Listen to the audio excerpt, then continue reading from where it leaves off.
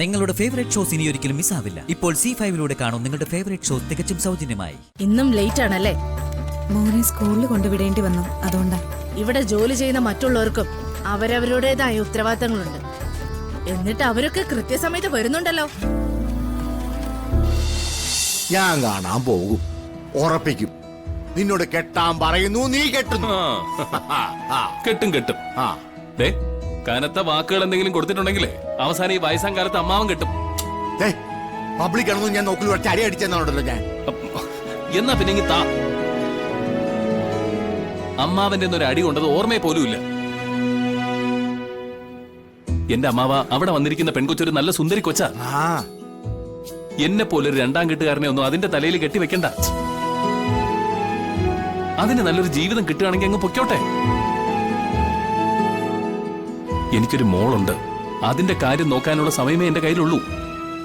അതിന്റെ ഇടയിൽ വേറൊരാളെ അക്കോമഡേറ്റ് ചെയ്യാൻ ഇപ്പൊ എന്റെ കയ്യിൽ സമയമില്ല. ഞാൻ പോവാ.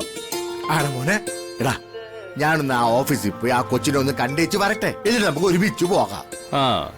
ഇങ്ങോട്ട് എന്നെ പരീക്ഷിക്കാൻ വേണ്ടി തനിച്ചല്ലേ നടന്നു വന്നത്? സ്വയം പരീക്ഷിച്ച് തിരിച്ച് നടന്നങ്ങ് പോയാ മതി. എനിക്ക് നല്ല തിരക്കുണ്ട്. മോനെ, ഞാൻ കൂടെ വരാടാ. വേണ്ട. ഞാൻ കൂടെ വരാടാ. വേണ്ടാന്ന്. അതിനെ സൂക്ഷിച്ചു പോണം. വഴി കാണുന്ന പെമ്പിള്ളേരോടൊക്കെ കല്യാണം കഴിഞ്ഞോ എന്ന് ചോദിച്ചു നടക്കരുത്. ആൾക്കാർ പിടിച്ച് കൈകാര്യം ചെയ്തത്. ഞാൻ പറയും, വീട്ടിലൊരു കെട്ടാചാരക്കുണ്ടോ. എന്നിട്ട് പെണ്ണിന്റെ വീട്ടുകാർ വരുമ്പോ അമ്മാനെ കാണിച്ചു കൊടുത്താൽ മതി. പോടാ.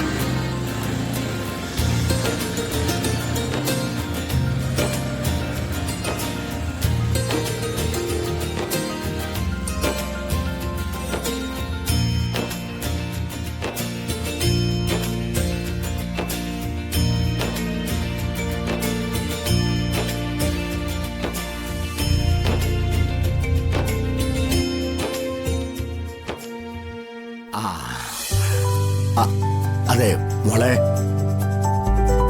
അല്ല എന്റെ മോന്റെ കാര്യം കാര്യമായിട്ട് പരിഗണിക്കുന്നുണ്ടല്ലോ അല്ലേ? അവന് ഒരു ജീവിതം ഉണ്ടായി കാണുക എന്നുള്ളത് എന്റെ വല്ലാത്തൊരു ആഗ്രഹമാണ്.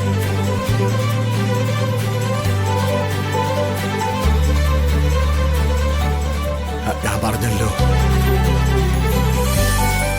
ചെറിയ സാമ്പത്തിക അവസ്ഥയും ചെറിയ ചെറിയ ആഗ്രഹങ്ങളുള്ള ഒരു കുട്ടി മതി.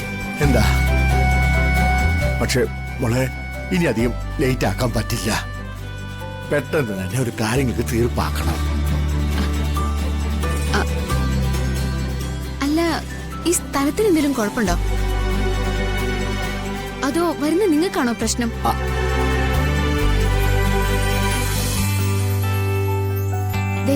ഒരാൾ ഇപ്പൊ തന്നെ വന്ന് അയാൾക്ക് കല്യാണം കഴിക്കാൻ താല്പര്യമില്ല, അയാളുടെ കല്യാണം നടത്തരുതെന്ന് പറഞ്ഞു. അതറിയില്ല. നിങ്ങൾ വന്ന് ആരുടെ കല്യാണം നടത്തണമെന്ന് പറയുന്നു. അല്ല, നിങ്ങളുടെ മകന്റെ കല്യാണം നടത്താൻ എന്നോട് പറയേണ്ട ആവശ്യം എന്താ? എനിക്കെന്താ ഉത്തരവാദിത്തം? മോളെ, നീ എന്റെ മോനെ ദേഷ്യപ്പെട്ടവരും പറഞ്ഞിട്ടുണ്ടെങ്കിൽ മോൾ അതൊന്നും കാര്യാക്കണ്ട. എന്താ? ഇനി അതല്ല, നിങ്ങളുടെ ഫീസിന്റെ കാര്യമാണെങ്കിൽ ഞാൻ വില പേശാനൊന്നും വരില്ല. മോളിങ്ങ് പറഞ്ഞോളൂ, ഞാൻ അതുപോലെ അങ്ങ് തന്നേക്കാം.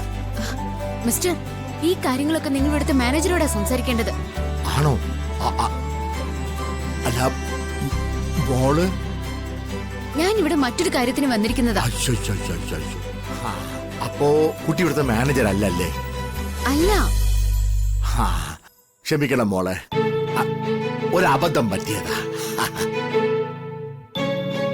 അല്ല പിന്നെ മോളിവിടെ വന്നത് പറ്റിയ ചെക്കന്മാരെങ്ങാനും നോക്കാൻ വേണ്ടിട്ടാണോ? ആണെങ്കി എന്താ?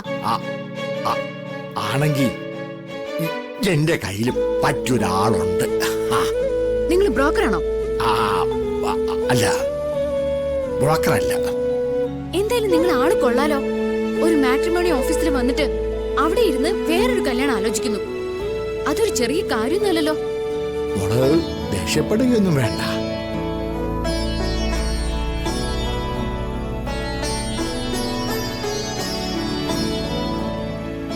അല്ല, അതെ മോളെ, മോളെ കണ്ടപ്പോ തൊട്ട് ചോദിക്കണമെന്ന് വിചാരിക്ക.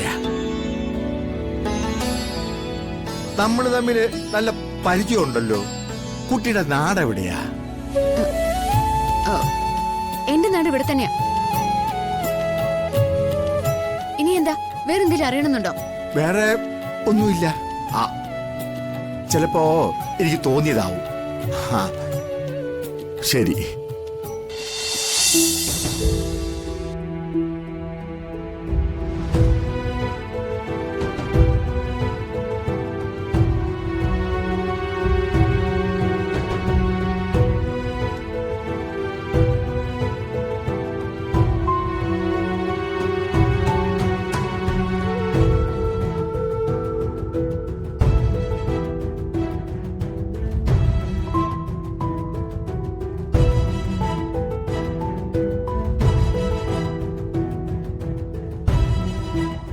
അല്ല, സെക്കൻഡ് മാരേജ് ആണെന്ന് വ്യക്തമായി പ്രൊഫൈലിൽ ഉണ്ടായിരുന്നല്ലോ.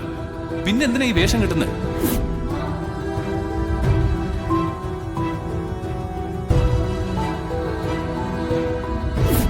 നീ ഏത് തരക്കാരിയാണെന്നൊന്നും എനിക്കറിയേണ്ട കാര്യമില്ല. ഇനി എന്റെ അമ്മാവിനെ വിളിക്കാനും പാടില്ല, ഈ ആലോചന പ്രൊസീഡ് ചെയ്യാനും പാടില്ല. മനസ്സിലായോ?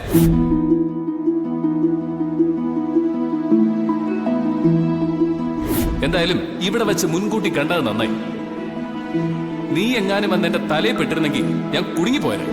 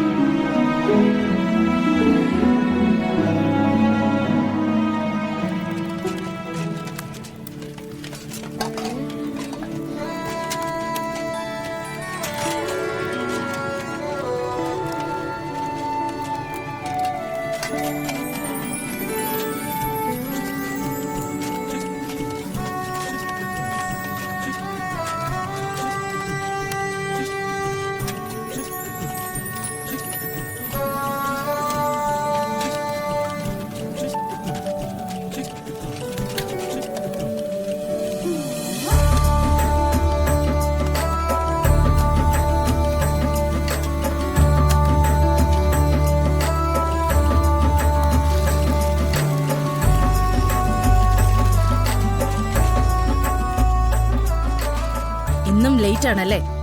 മോനെ സ്കൂളിൽ കൊണ്ടുവിടേണ്ടി വന്നു, അതുകൊണ്ടാ. ഇവിടെ ജോലി ചെയ്യുന്ന മറ്റുള്ളവർക്കും അവരവരുടേതായ ഉത്തരവാദിത്തങ്ങളുണ്ട്. എന്നിട്ട് അവരൊക്കെ കൃത്യസമയത്ത് വരുന്നുണ്ടല്ലോ. ക്ഷമിക്കണം. ഇതിപ്പോ എല്ലാ ദിവസവും ഇത് തന്നെയാ ആവർത്തിക്കുന്നത്. ഇനി ഇങ്ങനെ ഉണ്ടായാ എനിക്ക് റിപ്പോർട്ട് ചെയ്യേണ്ടി വരും. ഈ അടുക്കളയിൽ നിങ്ങൾ തന്നെ പാചകം ചെയ്യണമെന്ന് എനിക്ക് ഒരു നിർബന്ധവുമില്ല. ഡൗൺലോഡ് ചെയ്യൂ C5 ആപ്പ്. കാണൂ എല്ലാ എപ്പിസോഡുകളും സൗജന്യമായി.